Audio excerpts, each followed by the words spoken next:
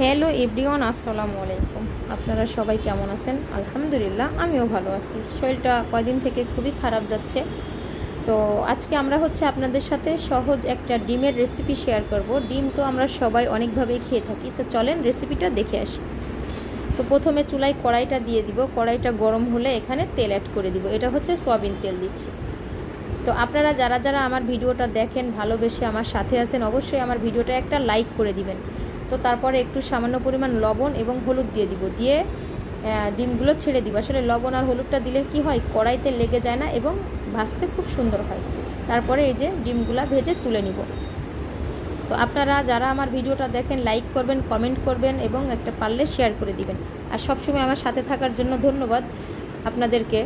যারা আমাকে এই পর্যন্ত সাপোর্ট করে নিয়ে আসছেন, তাদের সবার প্রতি আমার অনেক অনেক আন্তরিক ভালোবাসা।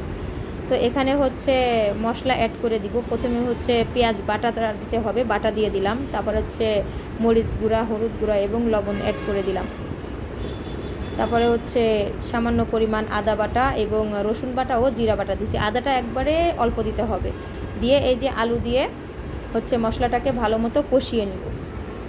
কষানোটার ভিতরেই মোটামুটি একটু সেদ্ধ হয়ে যাবে। ভালো মতো কষিয়ে নিব। নেওয়ার পরে এই যে পানি অ্যাড করে দিলাম। পানি অ্যাড করে দিয়ে ভালো মতো বলক আসলে তারপরে ডিমগুলো দিয়ে দিব। তো এই যে ডিমগুলো দিয়ে দিলাম। আসলে এই তরকারিটা কিন্তু অনেক বেশি মজা হয়েছিল। আমার বাচ্চারা, হাজব্যান্ড সবাই বেশি পছন্দ করে এভাবে রান্না করলে। তো আপনারা চাইলে এভাবে ট্রাই করে দেখতে পারেন। আলহামদুলিল্লাহ, এভাবে রান্না করলে কিন্তু অনেক মজা হয়।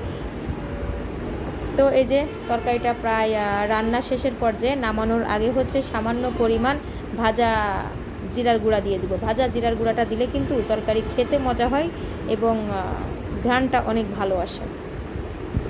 তো তারপর এই যে রান্না শেষ। আল্লাহ হাফেজ।